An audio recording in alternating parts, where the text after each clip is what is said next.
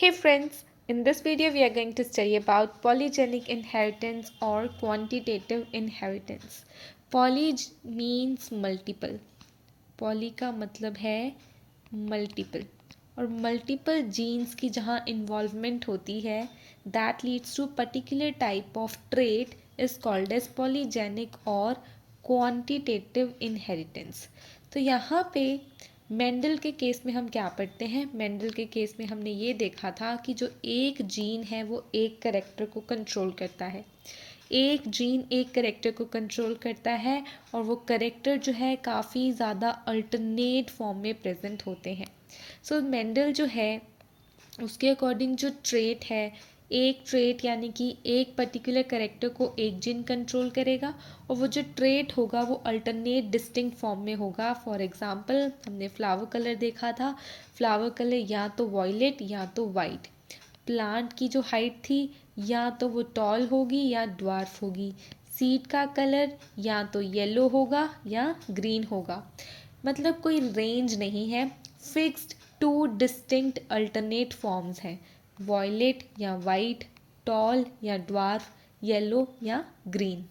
तो लेकिन नेचर के अंदर हम क्या देखते हैं? नेचर के अंदर हम देखते हैं कि कोई भी एक पर्टिकुलर ट्रेट जो है वो दो डिस्टिंक्ट फॉर्म्स में हमेशा नहीं आता।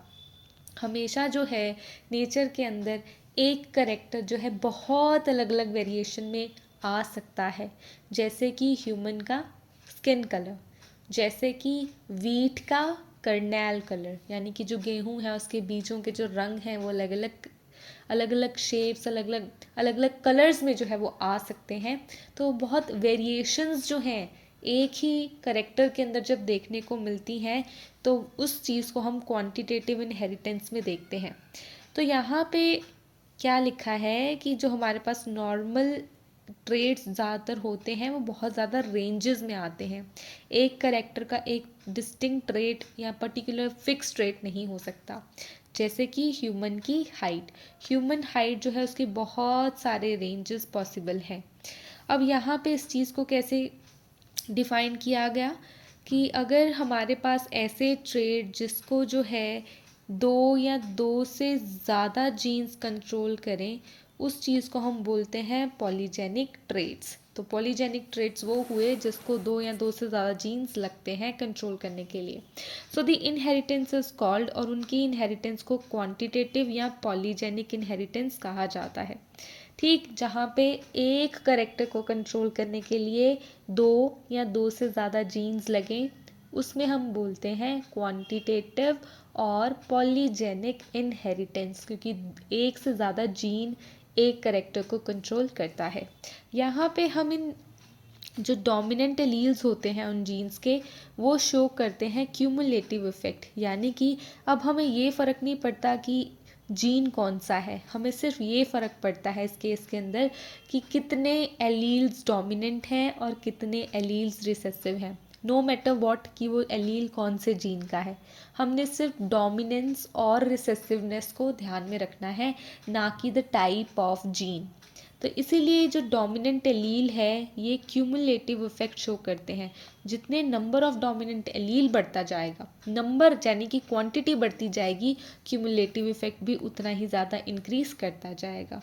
अब यहाँ पे जो डोमिनेंट एलील है वो फंक्शनल पॉलीपेप्टाइड्स बनाता है, यानी कि फंक्शनल प्रोटीन्स बनाने का यहाँ पे जो है डोमिनेंट एलील काम करता है। तो डोमिनेंट एलील एक फंक्शनल एलील है जो बहुत सारे पॉलीपेप्टाइड और फंक्शनल पॉलीपेप्टाइड बनाता है। तो यहाँ पे अगर पूरा फुल ट्रेट शो करना है, यानी कि पूरे के पूरे जीन्स जो है वो डोमिनेंट होने चाहिए, एक्टिव होने चाहिए, तभी फुल ट्रेट शो होगा। तो इस केस में ऑल एलील्स आर डोमिनेंट।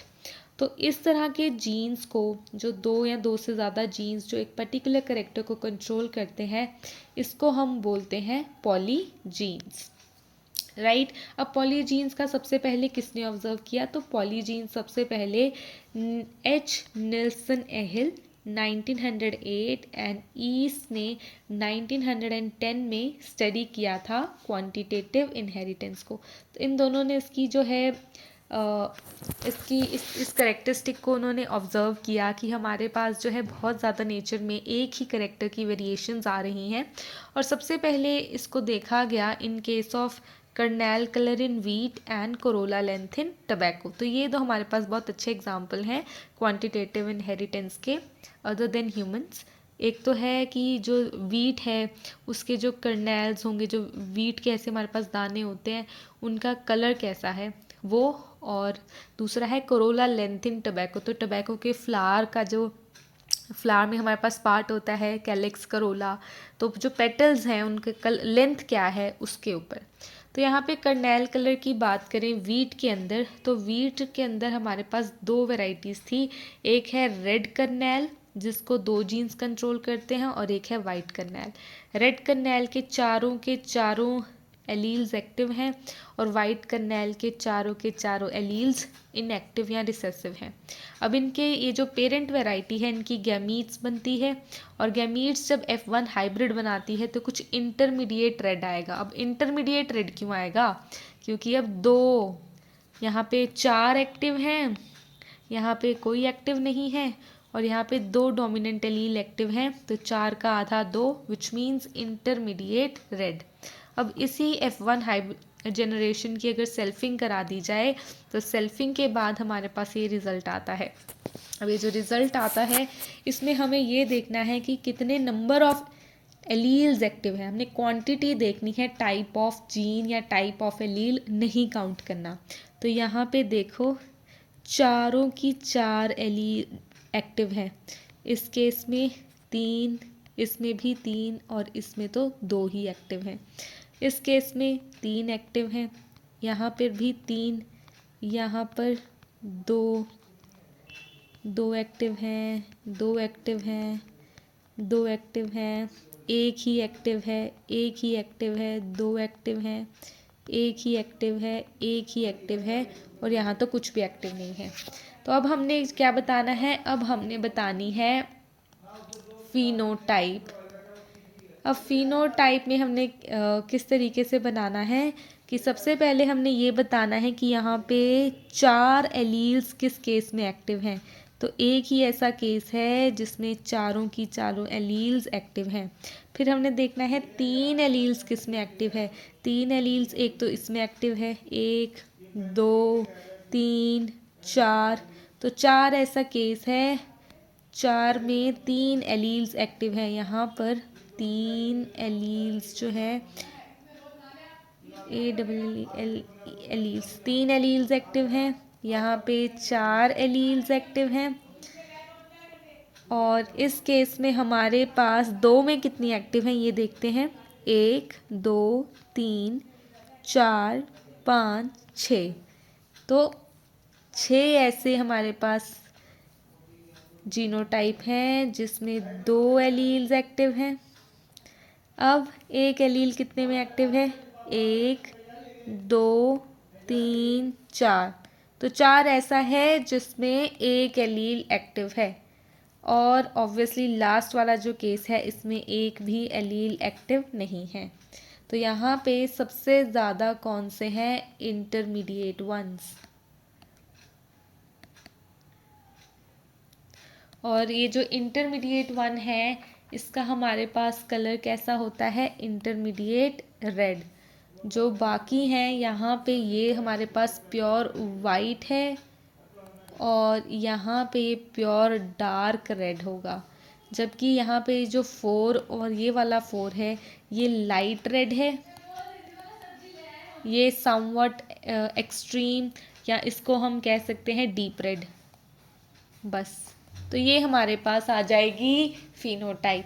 तो फिनोटाइप होगी 1:4:6:4:1 इन case of kernel colour in wheat.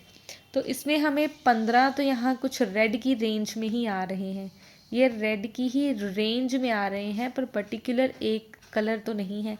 Colour तो सब में ही डिफरेंट है, बट रेंज एक है। तो 15 ऐसे हैं जो रेड टाइप में है, पर अलग अलग रेंज में, अलग अलग तरह का रेड है, वो एक ही रेड नहीं है। ठीक है, तो ये हमारे पास है क्वांटिटेटिव इनहेरिटेंस या पॉलीजेनिक इनहेरिटेंस का एक हमारे पास एग्जाम्पल। तो अब यहाँ पे हमने देखा कि जो जीन्स हैं ये मिलके कौन सा इफेक्ट दे रही हैं, ये क्यूमुलेटिव इफेक्ट दे रही हैं। They are providing cumulative effect. Cumulative का मतलब है मिलजुल के, क्वांटिटी में मिलजुल के इफेक्ट देती हैं, यानी कि इनके टाइप से फ़र्क नहीं पड़ता, इनकी नंबर ऑफ डोमिनेंस से फ़र्क पड़ता है। So we see this, therefore we see shade of redness is equivalent to the number of dominant alleles, जो कि अभी हमने देख लिया। दूसरा एग्जांपल है स्किन कलर इन मैन। ये हमने कहा में स्किन कलर जो है मैन का, ये भी जो है क्वांटिटेटिव इनहेरिटेंस का एक एग्जांपल है। जो हमारे शरीर का रंग है ये कौन सा पिगमेंट डिसाइड करता है, दिस मेलेनिन पिगमेंट। तो मेलेनिन पिगमेंट जितना ज़्यादा बॉडी में होगा उतना ही कलर डार्क होगा। ये मेलेनिन पिगमेंट की प्रोडक्शन जो है 3 जीन्स के पेयर करते हैं।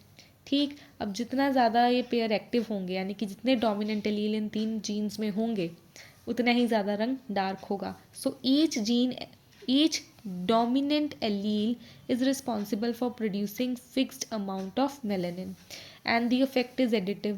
ऑब्वियस सी बात है, अब ये जो सारे मिलजुल के जो है एक एडिटिव इफेक्ट देंगे, क्यूमुलेटिव इफेक्ट देंगे। और ये सबसे पहले किसने शो किया था स्किन कलर इन मैन, डेवेनपोर्ट ने।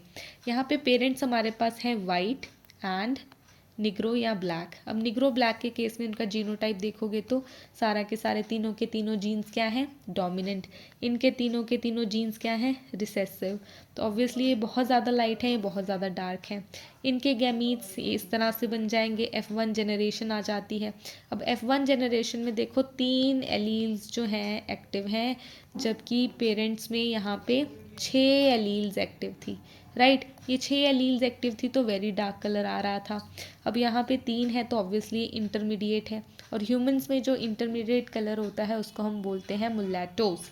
तो यहाँ पे मुलेटोस की जो है शादी करवा दी जाती है। If there is a marriage between mulattoes तो क्या क्या पॉसिबिलिटी है हमें कि किस तरीके के ऑफस्प्रिंग का कलर होगा।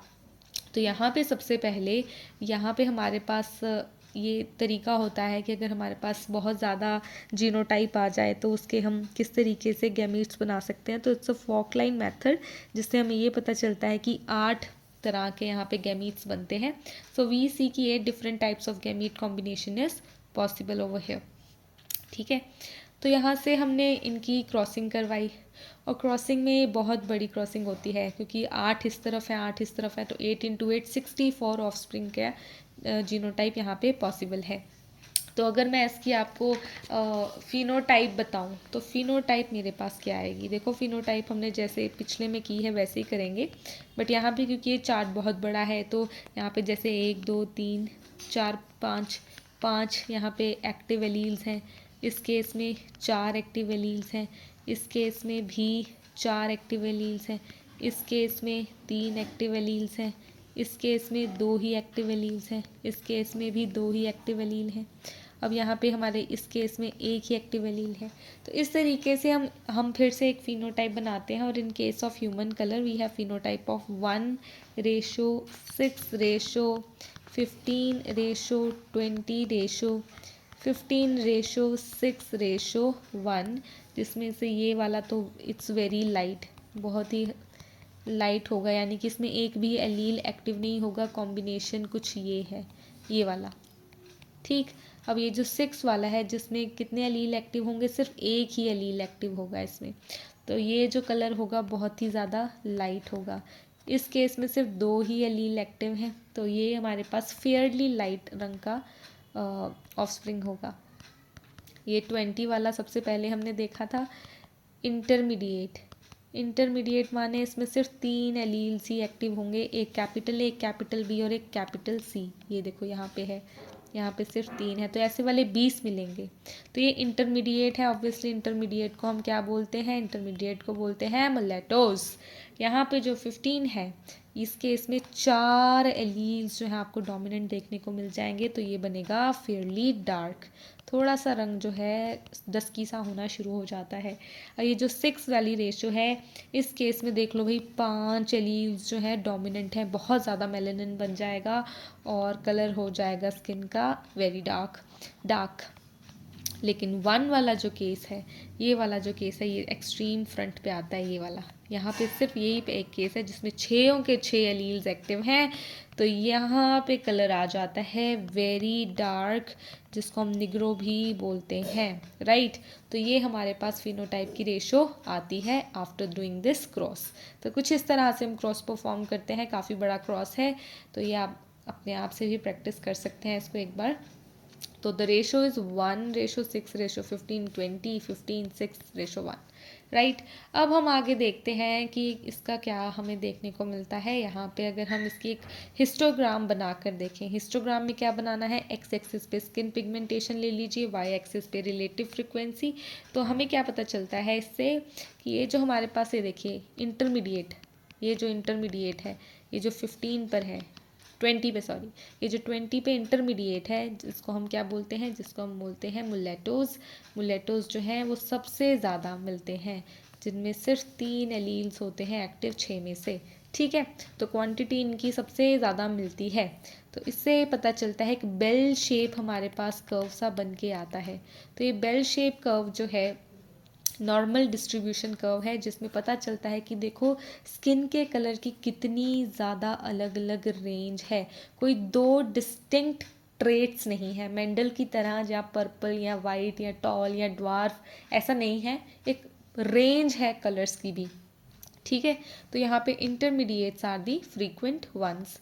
अब अदर एग्जांपल्स अगर हमें देखने हो पॉलीजीन्स के नेचर के अंदर, तो देखो कॉब लेंथ इन मेज, जो भुट्टा होता है उसके जो लेंथ होती है, हर एक भुट्टे की एक जैसी नहीं होती, फिक्स नहीं होती, अलग अलग रेंज में आते हैं भुट्टे भी। तो मेज जो होते हैं, मेज का जो कॉब लेंथ है वो डिफ़र करता है हर बार, वो एक जैसा या 2 डिस्टिंक्ट रिजिड लेंथ नहीं होती, ठीक। दूसरा है ह्यूमन इंटेलिजेंस। अब ह्यूमन इंटेलिजेंस भी पॉलीजीन्स पर ही डिपेंड करता है। अब उस पॉलीजीन्स में आपके कितने डोमिनेंट फंक्शनल जीन्स हैं, वो उतनी ही ज़्यादा इंटेलिजेंस को बूस्ट करते हैं।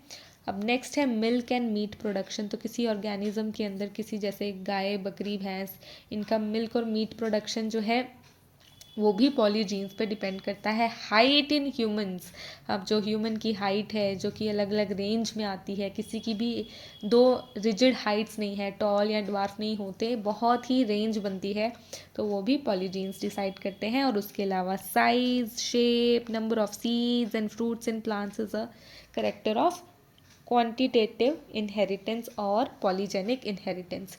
एक छोटा सा फॉर्मूला यहाँ पे जल्दी से याद करने के लिए ये है कि अगर हमें नंबर ऑफ फिनोटाइप बताने हो किसी भी पॉलीजीन्स के, तो उसका फॉर्मूला है 2n+1, और नंबर ऑफ जीनोटाइप बताने हो तो उसके लिए हमारे पास फॉर्मूला है 3n।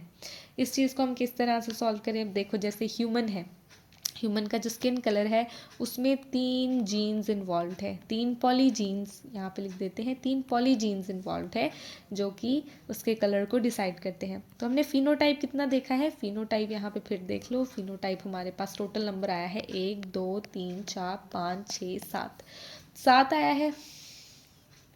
तो ये लीजिए 2⁻3+1, 6+1 7, सही आया 7।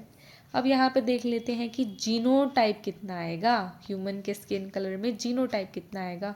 तो 3⁻3 क्या बदला, 3×3 = 9, 3 × 27 जो है अलग अलग जीनोटाइप्स बनते हैं ह्यूमन के कलर के, स्किन कलर के, और 7 क्या बनते हैं, फिनोटाइप्स, ठीक। तो ये हमारे पास एक फॉर्मूला है टू स्टडी और to give a quick reference for the number of phenotypes and number of genotypes in case of polygenes, ठीक। तो ये this is all about polygenes और quantitative inheritance. I hope you like this video, and if you did then please don't forget to like, subscribe, share, comment. Thank you.